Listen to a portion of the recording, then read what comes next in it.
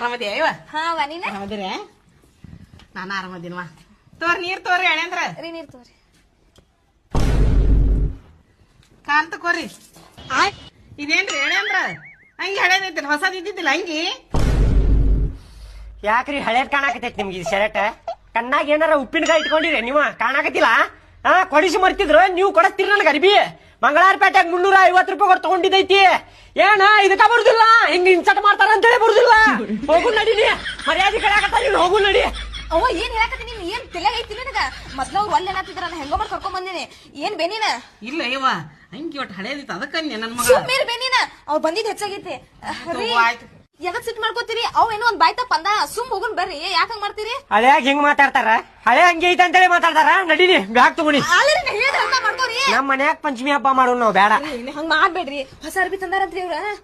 ಬರ್ರಿ ಒಳಗ ಇರುವಾಗ ಬರ್ರಿ